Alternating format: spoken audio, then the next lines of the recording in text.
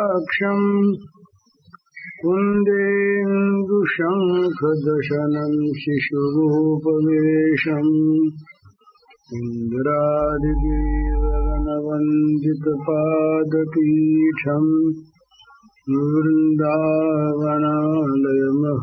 वसुदेवसूनुम् नवजलधरवर्णं चम्पकोद्भासिकरणम् विकसितनलिनास्यं विस्फुरन्मन्दहास्यम् कनकरुचिदुकूलं चारुवर्हावचूलं कमपि निखिलसारं ॐ गोपीकुमारम् वंशीविभूषितकरान्नवनीरदाभात् पीताम्बरादरुणबिम्बफलाधरोष्ठात् पूर्णेन्दुसुन्दरमुखादरविन्दनेत्रात् कृष्णात् परं किमपि तत्त्वमहं न जाने। प्रधानतया दो निष्ठा है, एक ज्ञान निष्ठा, एक योग निष्ठा। एक में सारा जगत स्वप्नवत है, मायामय है, जो कुछ दिखता है ये है नहीं। देखना और दिखना दोनों ही भ्रम है।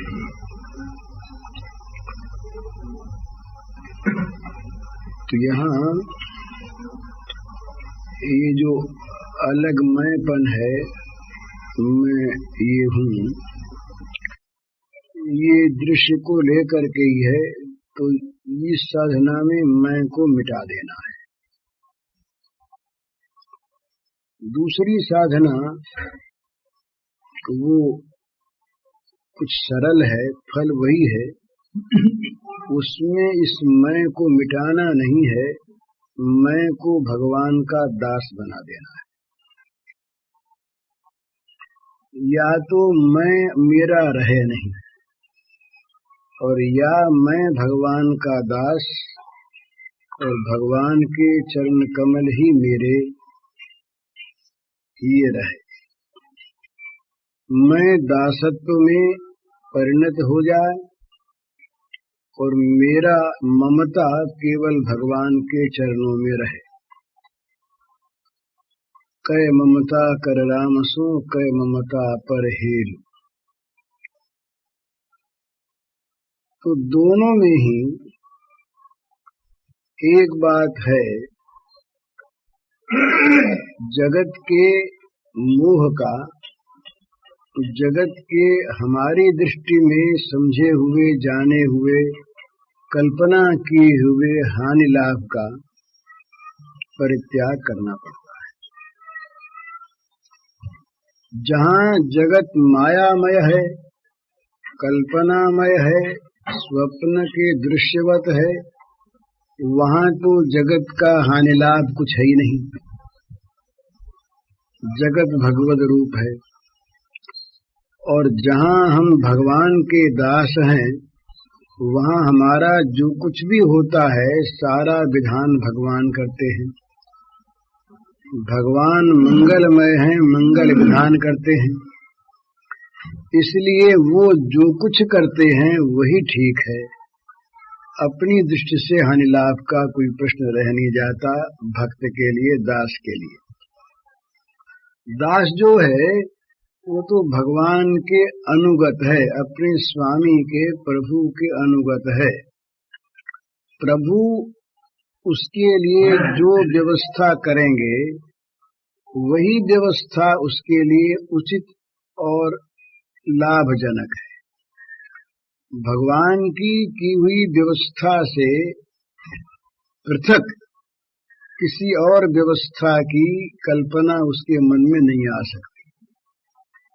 ये एक सिद्धांत समझ लेने का है कि जगत को मायामय कल्पना स्वप्नवत मानने पर भी यदि हमारे मन माने जगत के हानि लाभ हमें दुख सुख देते हैं तो हमने जगत को कल्पनामय नहीं माना।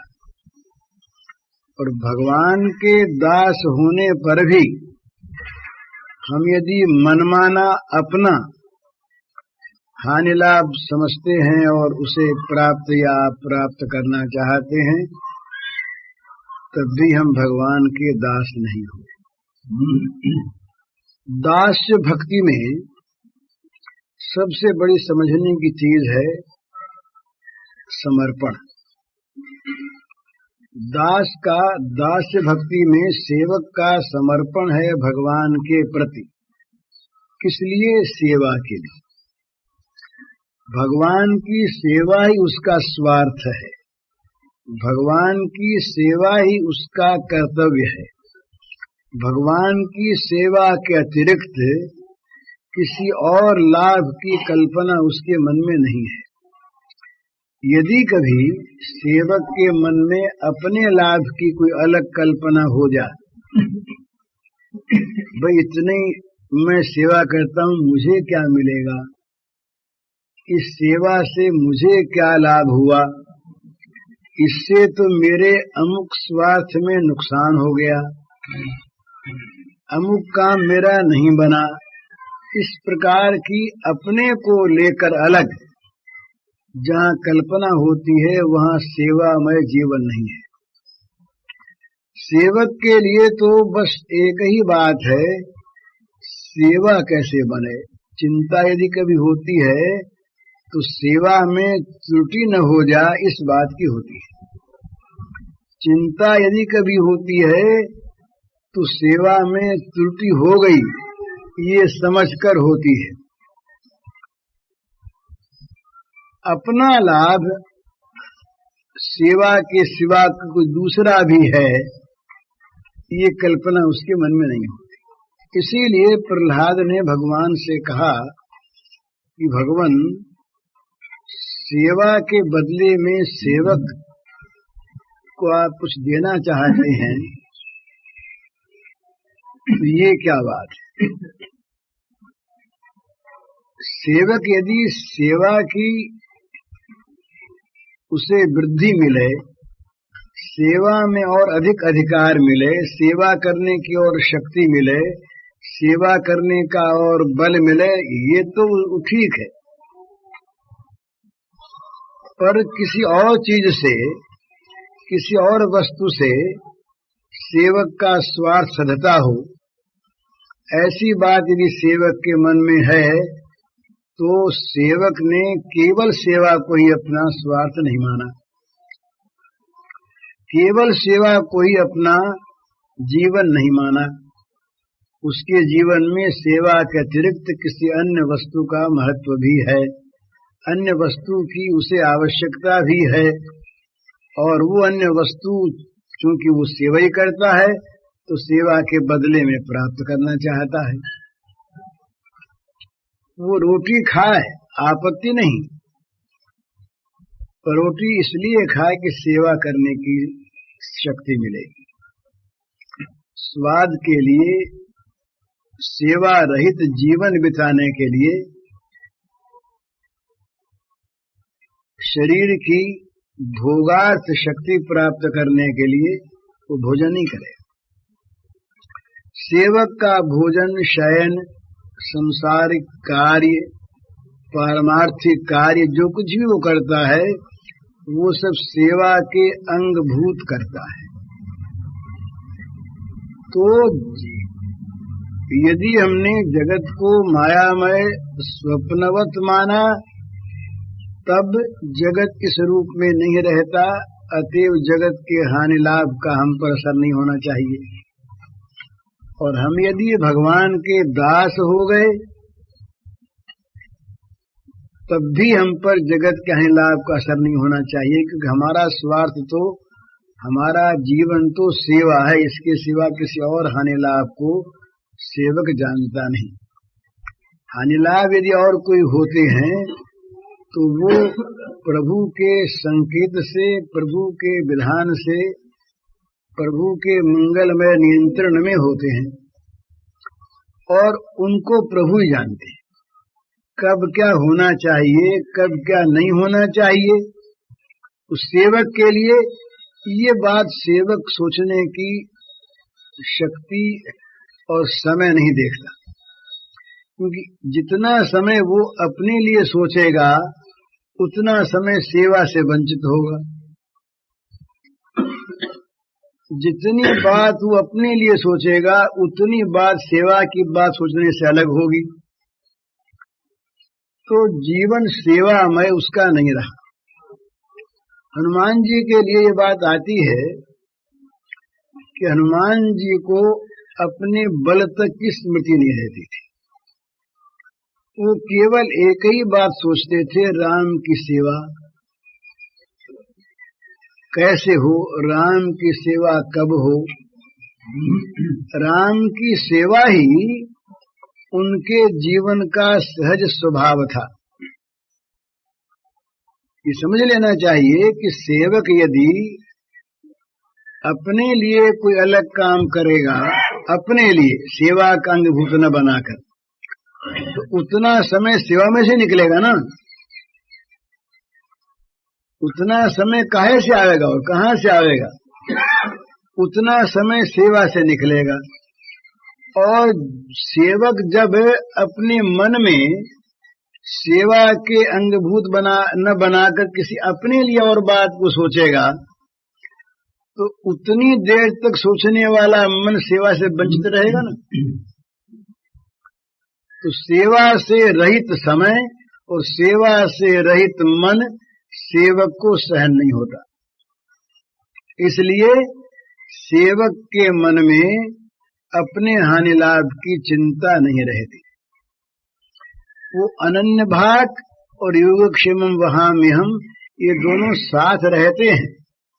जिसको अपनी चिंता नहीं, उसकी सारी चिंता भगवान, उसकी चिंता का विषय केवल भगवान का चिंतन, केवल भगवान की सेवा। अनन्याश्चिन्तयन्तो माम ये जना पर्युपासते तेषां नित्याभियुक्तानां योगक्षेमं वहाम्यहम्। अनन्य भाग भजन करने वाला हो गया, उसके बाद उसके पाप कौन भोगेगा। पाप भोगने के लिए भी तो समय चाहिए, मन चाहिए ना। तो सच्ची बात है, उसके पाप का भोग भगवान ही करते हैं। तो भगवान अगर न करना चाहे पाप का भोग, तो पापों को मिटा दे। भगवान में मिटाने की शक्ति, भगवान का ये कानून कि जो मेरी शरण में आ जाता है तुरंत उसके पाप नाश हो जाते हैं, न हो तो उन्हें भोगने पड़े, न हो तो पाप का फल वे भोगे।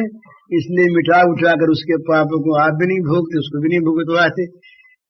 ये भगवान का कानून है कि जब तक आदमी मेरे शरण में नहीं आता तब तक तो उस पर पाप रहते हैं और फल भोगने पड़ते हैं।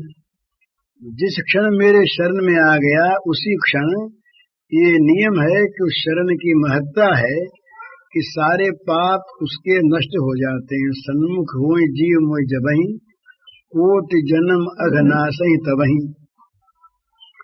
तो भगवान उसको, जो सेवक होता है, उसको सब प्रकार से निर्भय निश्चिंत बना देते हैं। अतएव उसके मन में किसी वस्तु की आकांक्षा और अपने हानि लाभ की चिंता ये नहीं रहती। इसी का वर्णन किया 12वें अध्याय में भगवान ने, जहाँ भक्त के लक्षण बताए हैं, वहाँ उसका स्वाभाविक एक रूप बताया और फिर उसके लक्षण बताए। तो वहाँ साफ कहा कि जो जितने द्वंद्व हैं इनसे उस पर कोई असर नहीं होता। मानापमानयोस्तु तुल्य तुल्यो मित्रारि पक्षयो, मान अपमान में वो समान है, मित्र और दुश्मन में वो समान है, शीत उष्ण में वो समान है। तुल्यनिंदा स्तुतिर्मौनी संतुष्टो ये न किंचित् अनिकेतः स्थिरमति भक्तिमान में प्रियो नरः। स्तुति निंदा में वो समान है। जो कुछ भी प्राप्त हो जाए उसी में वो संतुष्ट है और उसके घरवर नहीं है। भगवान की सेवा में ही वो निवास करता है, घर में नहीं करता। माने घर वो जिसके घर का अभिमान हो। बोले ये कुटिया किसकी? अमुक महात्मा जी की। तो कुटिया में भी यदि अपनापन है तो वो निकेत है, उनका रहने का घर है। और कुटिया की जगह बड़ी जगह में भी अगर अपना घर न हो, अपना निवास न हो, तो वो अनिकेत है। घर में अभिमान न होना, ममत्व न होना ही अनिकेत होना। तो वो जो सेवक है वो तो सेवा में निवास करता है, वो रहता है सेवा में, उसके अंदर रहती है सेवा। तो भगवत सेवामय, भगवत भजनमय जिसका जीवन होता है वो तो होता है भगवान का दास। और जगत की सारी माया से रहित जो भगवान में स्थित होता है, ब्रह्म में, वो होता है ज्ञानी। तो ज्ञानी के लिए भी जगत इस रूप में नहीं है, नहीं, और भक्त के लिए जगत इस रूप में नहीं, भगवान की लीला है। अपने को सुख दुख देने वाला, अपने को हानि लाभ पहुंचाने वाला जो जगत है, ये जगत तभी तक रहता है जब तक हम भगवान के नहीं हो जाते और जगत को भगवान की लीला नहीं देखते। तब तक ये जगत इस रूप में रहकर सुख दुख पहुंचाता है। मन में नाना प्रकार की कल्पनाएं उत्पन्न करके अमुक स्थिति सुखदायिनी, अमुक दुखदायिनी, इस प्रकार की एक धारणा मन में, और वो अलग अलग, किसी को किसी बात में सुख, किसी को उसके विपरीत दूसरी बात में सुख।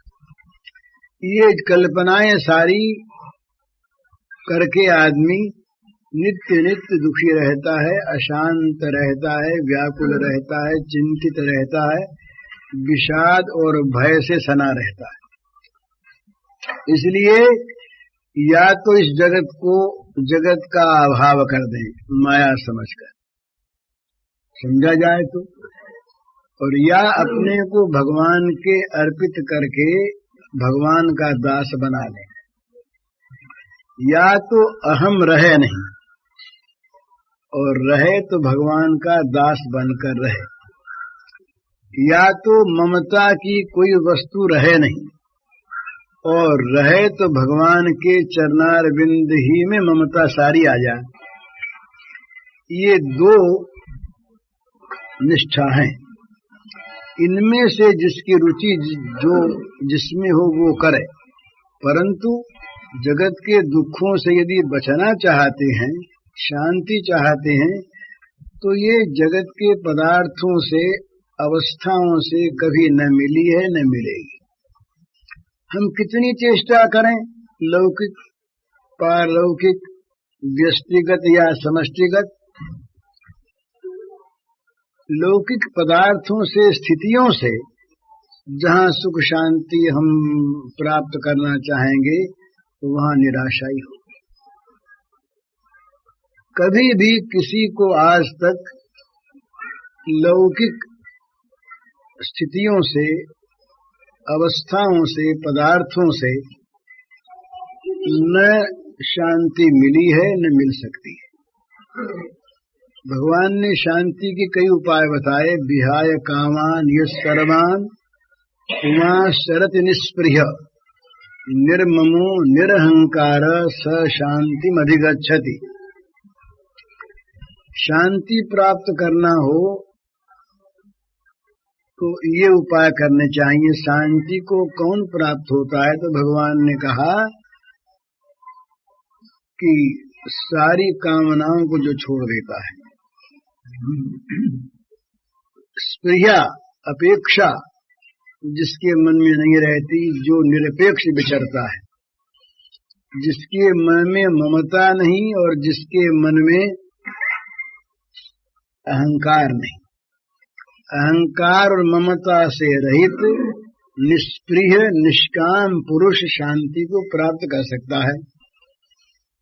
तो या तो जगत मायामय हो जाए तो कहीं अहंकार, ममत्व, कामना, अपेक्षा, तृष्णा रहे नहीं, अथवा दूसरी उपाय भगवान ने बताई, भोक्तारम यज्ञ तपसाम सर्वलोक महेश्वरम सुहृदम सर्वभूतानां ज्ञात्वा माम शांति मृच्छति। या तो जगत को सर्वथा स्वप्नमय मानकर यहाँ की ममता, स्पृहा, कामना और अहंता से छूट जाओ, तब शांति मिलेगी। अथवा भगवान को परम सुहृद मान लो, वे परम सुहृद जो कुछ भी जगत में हमारे लिए करते हैं वो निश्चित परम कल्याण करते हैं, तो शांति मिल जाएगी। अमुक अमुक वस्तुएं प्राप्त हो, अमुक स्थिति प्राप्त हो, अमुक अवस्था प्राप्त हो, अमुक प्रकार की वस्तुएं प्राप्त हो, तब हमें शांति मिलेगी। ये शांति की खोज सर्वथा अधूरी रहेगी। कभी किसी को भी जागतिक स्थितियों से, अवस्थाओं से, प्राणी पदार्थों से शांति न मिली है, न मिल सकती है, न मिलेगी। खोजें, और सारा जगत खोज रहा है, आज से नहीं अनादिकाल से। आखिर खोज खाज कर जब थक जाता है आदमी, तब वो साधना में प्रवृत्त होता है। साधना में प्रवृत्त हरेक नहीं होता, हरेक तो जगत में भ्रांत धारणा से सुख खोजता है ना। तो मनुष्यानाम सहस्रेषु कशीदति सिद्धये, हजारों मनुष्यों में कोई एक निराश होकर जगत से, चाहे वो निराशा ज्ञान जनित हो और चाहे विराग जनित हो, निराश होकर इधर आता है। और जब वो आता है तो भगवान चाहे कृपा करके उसे इधर भेज दे, उसके सारे प्रयत्नों को असफल करके,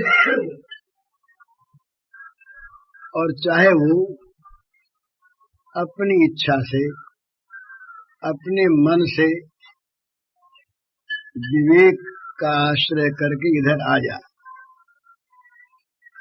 ये निश्चित बात है, चाहे जब समझ में आवे ना आवे, सत्य जो है ये सत्य ही रहेगा। कोई उसको सत्य माने या न माने, सत्य समझे या न समझे, समझने वाले की बुद्धि के कारण से वस्तु का रूपांतर नहीं होता। उस समझने वाले के लिए वो वस्तु चाहे न मिले उसको। हमने यदि किसी हीरे को हीरा न समझा और जहर को जहर न समझा, तो हमारे न समझने से हीरा पत्थर नहीं हो जाएगा और विष अमृत नहीं हो जाएगा। वो तो जो है वही रहेगा, परंतु हम कहीं विष खाकर मर जाएंगे और हम कहीं हीरे को पत्थर समझ के फेंक देंगे। हम भले ही उससे वंचित हो जाएं या उससे लाभान्वित हो जाएं या उसका बुरा फल प्राप्त करने बेसमझी से, वस्तु तत्व जो है उसकी सत्ता उसी रूप में रहेगी जिस रूप में वो है। तो हम चाहे इस चीज को न माने कि भाई भोगों में सुख नहीं है, भगवान में ही सुख है। संसार के प्राणी पदार्थों में, अवस्थाओं में, स्थितियों में शांति नहीं है, भगवत चरणारविंद में ही शांति है। इस बात को हम चाहे न समझें, चाहे न स्वीकार करें, चाहे इससे विपरीत धारणा रखें, पर जो सत्य है वो सत्य ही रहेगा। जब कभी मनुष्य को शांति मिलेगी तो या तो जगत को स्वप्नमय समझकर इसका परित्याग करने से मिलेगी, या जगत को भगवान की लीला समझकर भगवान का दासत्व ग्रहण करने पर मिलेगी। जब तक हम हानि लाभ की जागतिक दृष्टि से, भौतिक बुद्धि कौशल से सोचकर और यहाँ की हानि को मिटाने जाएंगे और यहाँ के लाभ को प्राप्त करने की सोचते रहेंगे, वहां तक नई नई हानियों का स्वरूप हमारे सामने आता रहेगा। नई नई हानियों की कल्पना हमारे मन में आती रहेगी और लाभ हमारा आगे से आगे सरकता चला जाएगा। ये हो तब ठीक हो, ये हो तब ठीक हो, ये हो तब ठीक हो। एक कमी का बोध निरंतर मन में बना रहेगा। कहीं पर भी अंतिम श्वास तक कोई भी जो केवल भौतिक पदार्थों से और भौतिक बुद्धि से सुख शांति प्राप्त करना चाहता है, अंतिम श्वास तक वो खोज में रहेगा, उसको मिलेगी नहीं, क्योंकि वहां है नहीं। जो वस्तु जहां है नहीं वहां से मिल नहीं सकती। तो संसार के जितने भी ये प्राकृतिक औपाधिक पदार्थ हैं, प्राणी हैं, ये सब के सब अपूर्ण हैं, अनित्य हैं, परिवर्तनशील हैं। तो जो वस्तु परिवर्तनशील है वो सम नहीं हो सकती, जो वस्तु अनित्य है वो सदा रह नहीं सकती, और जो वस्तु अपूर्ण है वो कभी पूर्णता का अनुभव करा नहीं सकती। अपूर्ण वस्तु नित्य कमी को हमारे सामने रखेगी। स्वाभाविक ये कमी है। परिवर्तनशील वस्तु निरंतर अपना बदलता हुआ रूप दिखाती रहेगी, स्थिति एक सी नहीं रहेगी। यहाँ की कोई वस्तु, अवस्थाएं, लड़के थे वो लड़कपन मर गया, जवान हुए, बूढ़े हुए, बीमार हुए, वस्तुओं का रूप बदला, स्थितियां बदली। आज धनी है कल गरीब हो गया, आज गरीब है कल धनी हो गया, आज स्वस्थ है कल बीमार हो गया, आज बीमार है कल स्वस्थ हो गया। तो परिवर्तनशीलता, अनित्यता और अपूर्णता ये प्रत्येक प्राकृतिक पदार्थ में सहज हैं। तो जो अनित्य है, जो अपूर्ण है और जो परिवर्तनशील है, वो कभी सुखदायिनी स्थिति नहीं दे सकते। इसलिए जगत की प्रत्येक स्थिति हम भूल से मान लेते हैं कि अमुक स्थिति को जो प्राप्त है वो सुखी होंगे। कोई कम हैसियत वाला आदमी बड़ी हैसियत वाले संसारिक दृष्टि से अपने बड़ों को देखता है, जो बड़े माने जाते हैं, तो समझता है कि ये सुखी होंगे, इनके पास सारी स्थितियां अनुकूल हैं, संपन्न हैं। पर उनके पास जो प्रतिकूलताएं हैं, उनकी दृष्टि में जो कमियां हैं, वो कमियां हमारे पास तो नहीं है, पर उनके पास तो ढेर की ढेर है। जिस चिंता नल में हम जलते हैं उससे कहीं अधिक में वो जलते हैं। क्यों जलते हैं? स्वाभाविक बात है। जिन पदार्थों में वो हैं, वो सारे पदार्थ, स्थितियां परिवर्तनशील हैं, अनित्य हैं और अपूर्ण हैं। तो इस सिद्धांत के अनुसार अनित्य, अपूर्ण और परिवर्तनशील जो वस्तु स्थिति पदार्थ हैं, प्राणी हैं, उनमें नित्य सुख शांति, पूर्ण सुख शांति की संभावना कभी हो नहीं सकती। अतएव कभी भी इनसे सुख शांति नहीं मिल सकती। अगर सुख शांति की चाह है और बुद्धि भगवान ने ठीक कर दी है, तो उसी मार्ग पर जाना होगा और उसी जगह पहुंचना होगा जहां सुख शांति है।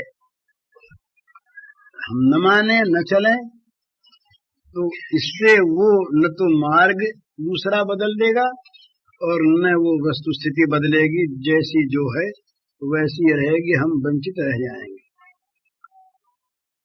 इसलिए बुद्धि का ठीक होना, ठीक ठीक समझना ये आवश्यक है। बुद्धि की शुद्धि के लिए ही आराधना, सत्संग, स्वाध्याय, पूर्व के ऋषि मुनियों की वाणी का अध्ययन ये आवश्यक है, जिससे हमारी बुद्धि में जो विपर्यय हो रहा है, हम जो बुरे को भला, पाप को पुण्य, हानि को लाभ मान रहे हैं, ये हमारी जो विपरीत बुद्धि है, इसी से प्रेरित होकर हम जगत में नए नए दुखों का, नई नई अशांतियों का आवाहन, निर्माण और आविष्कार कर रहे हैं।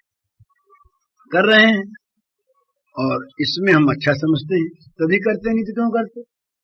बुद्धि का ठीक होना, ठीक समझना ये आवश्यक है। बुद्धि की शुद्धि के लिए ही आराधना, सत्संग, स्वाध्याय, पूर्व के ऋषि मुनियों की वाणी का अध्ययन ये आवश्यक है, जिससे हमारी बुद्धि में जो विपर्यय हो रहा है, हम जो बुरे को भला, पाप को पुण्य, हानि को लाभ मान रहे हैं, ये हमारी जो विपरीत बुद्धि है, इसी से प्रेरित होकर हम जगत में नए नए दुखों का, नई नई अशांतियों का आवाहन, निर्माण और आविष्कार कर रहे हैं। और इसमें हम अच्छा समझते हैं, तभी करते, नहीं तो क्यों करते। चोर चोरी करता है ना, वो भी अपनी जान में लाभ की आशा से करता है, हालांकि बुरी चीज है। डकैती करने वाला, खून करने वाला भी समझता है अपने मन में इसको मार देंगे तो निष्कंटक हो जाएंगे, अगली बार भूल जाता है। तो वहां वो अपनी जान में उस समय, चाहे वो क्षणिक ही उसका उस प्रकार का विचार हो, पर विचार होता अपने भले का ही। गुस्से में आदमी जब बहुत ज्यादा आविष्ट होता है, क्रोधाविष्ट, उस समय भी एक धुंधली सी बात उसके मन में आती है कि मर जाए तो आराम हो, मार दे तो आराम हो। तो ये उस समय भी अपना सुख देखता है, वो चाहे वो भ्रांत हो। तो मनुष्य बुराई में भी सुख देखता है, ये उसकी नीयत खराब नहीं, बेईमानी कहते उसको, पर बुद्धि विपरीत है, ये कहना पड़ेगा। बुद्धि उसकी ठीक निर्णय नहीं करती, ये कहना पड़ेगा। तो बुद्धि की विशुद्धि के लिए, बुद्धि निर्णय ठीक कर सके, बुद्धि में प्रकाश आ जाए, सात्विकता आ जाए, सब काम क्यों बिगड़ते हैं? बुद्धि का निर्णय नहीं होने से।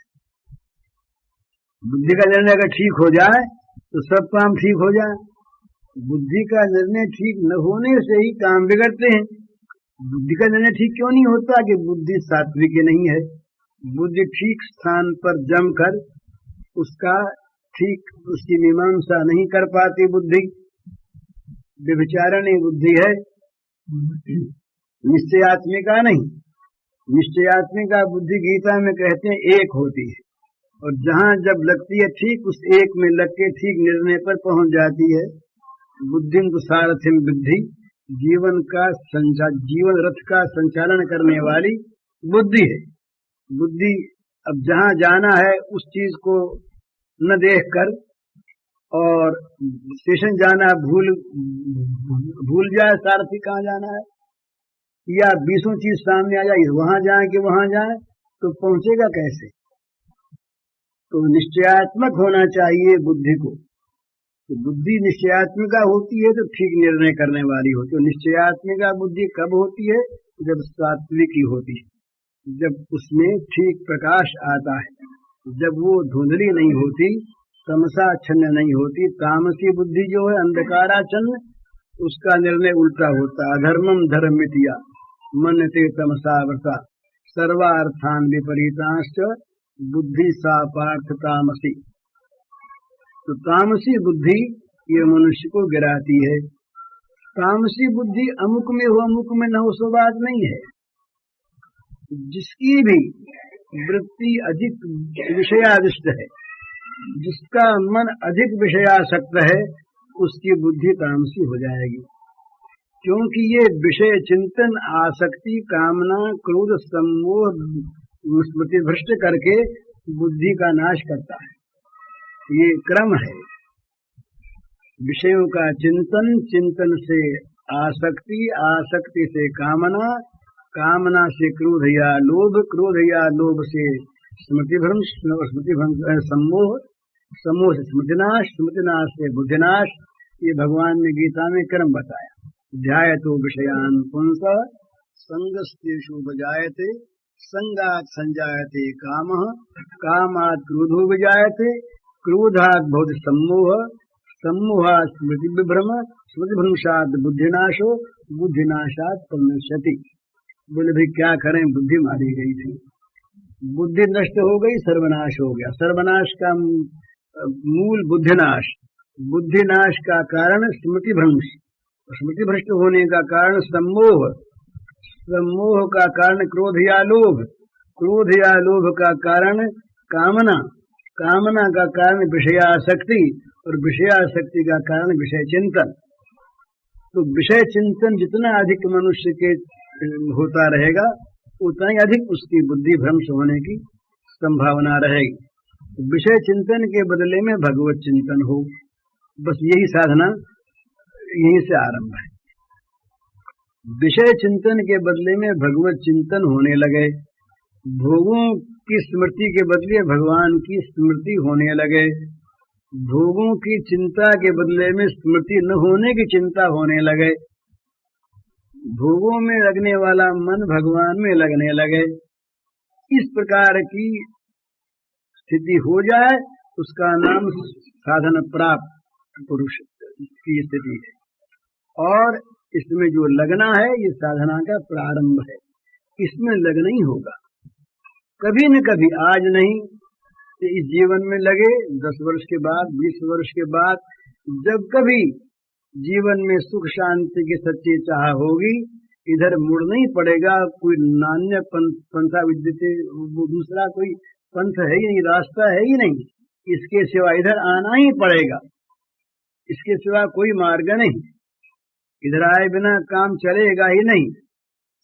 बारी मथे बरु हो ये घृत, सिकता थे बरु तेल, बिनु हरि भजन न भवतरी, ये सिद्धांत यपेत।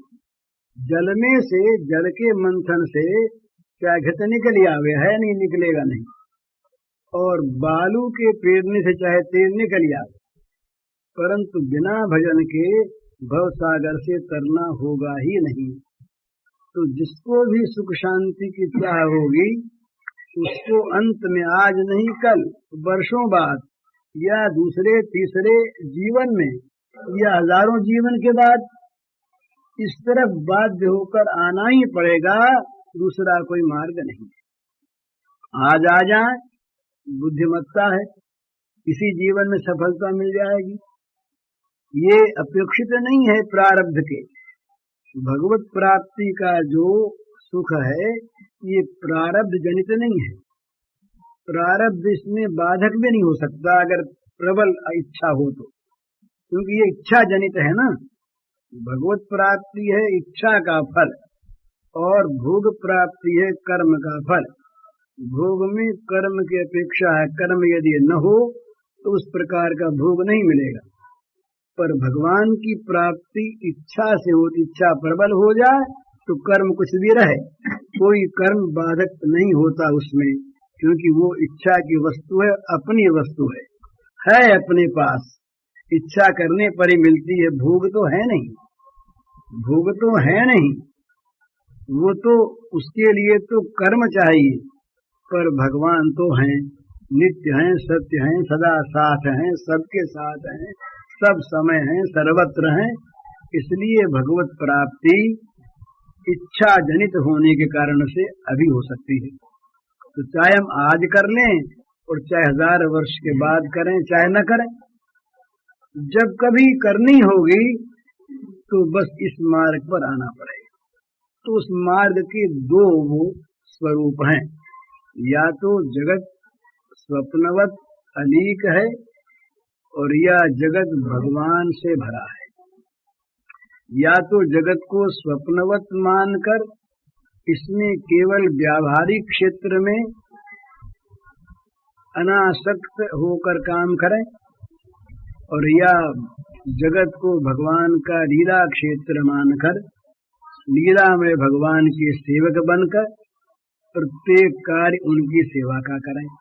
इन दो भावों में से जो भाव जिसको रुचिकर हो उसी भाव को ग्रहण कर ले और इस मार्ग पर आ जाए। इस मार्ग पर आए बिना शांति सुख नहीं मिलेंगे, चाहे वो प्रयास व्यक्तिगत हो चाहे समष्टिगत हो, वो प्रयास विफल ही होगा। इसीलिए अपने यहाँ त्याग की शिक्षा प्रधान है। संसार ईश्वर से भरा है और इसमें जो भोग है वो भोग ईश्वर की सेवा के लिए, तो भोगों में से आसक्ति निकाल कर भोगों को भोग। ईशावास्यं सर्वं यत्किंच जगत्याम जगतेन त्यक्तेन भुंजी था मागधक सचिवधनम। उपनिषद का मंत्र है कि भगवान से भरा हुआ जगत त्याग पूर्वक भोगो यहाँ पर, तब तो ठीक। और कहीं भोग बुद्धि से भोगने लगे तो भोग तो सकोगे ही नहीं और बंधन हो जाएगा। बुरे सूर्या नाम ते लोका, जो अंधकार में